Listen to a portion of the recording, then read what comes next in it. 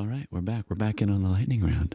Talking about like the self-produce or the producing and everything like that. It's so funny how, we take a pause for a second. We got to put out some fire and steel with some stuff. I love it. But we are here back in the lightning round. Now the lightning round I started a while back just as a way of kind of getting an insight into you. Just fun little questions. They've been sent in by the listeners and everything like that. And everyone knows you have not seen these questions before. Yeah, that's right. So just first thing that comes to the top of your head. Oh boy. So number one, what is the nicest compliment you've ever received? That I know how to play. To play? Oh, like play. I see. Like, yeah. It's just people who, take everything so seriously. It's like, no, man, I make a fart joke here or like try something stupid there or, play.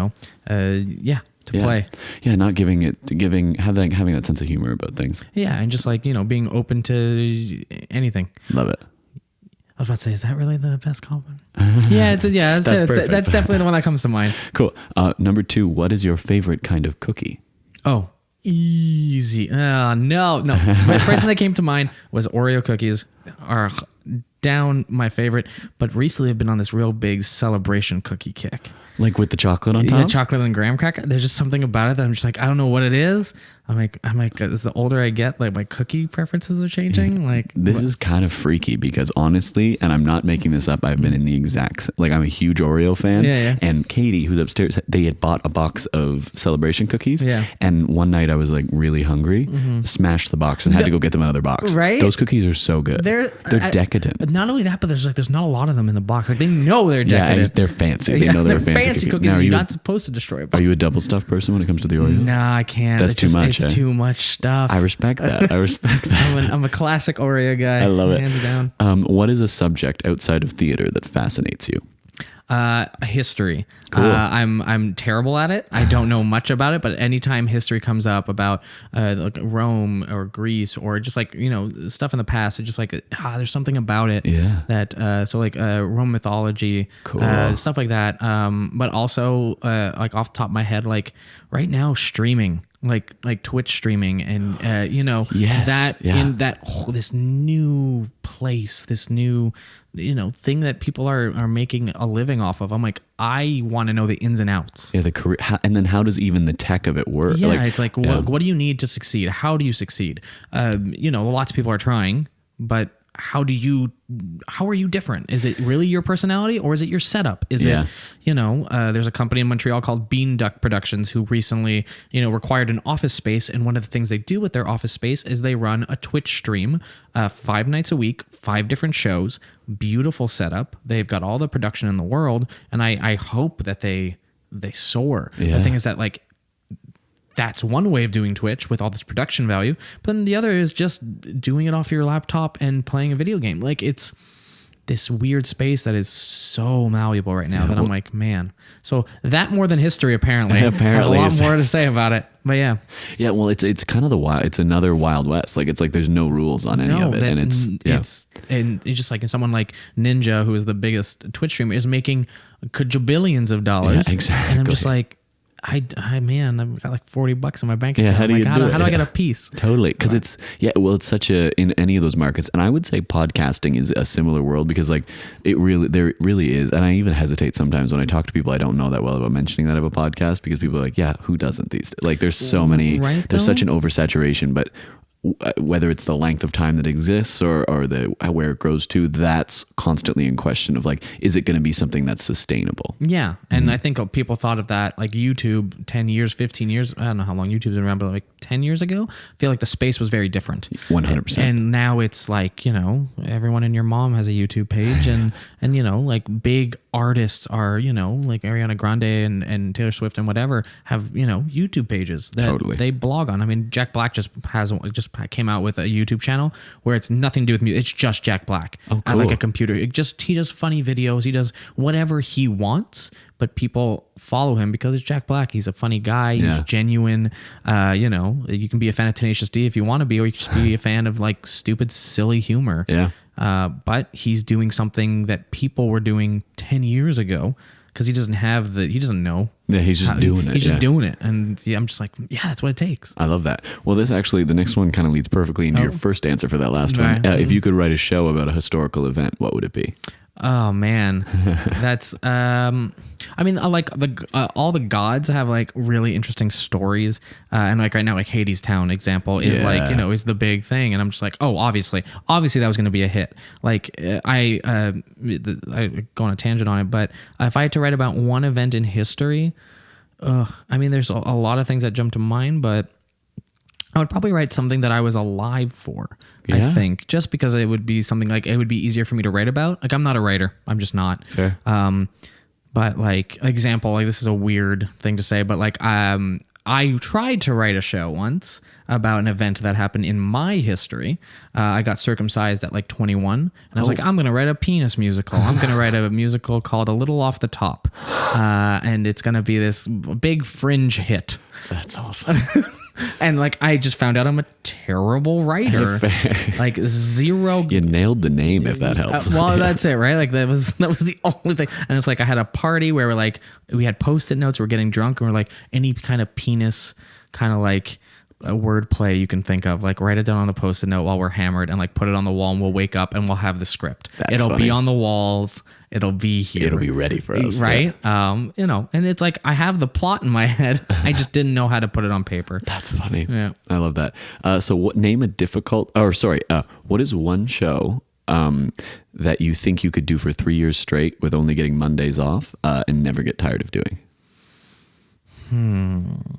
I mean, In the Heights probably is like that's the one that jumps straight to my mind. But if I was to like give it any kind of thought,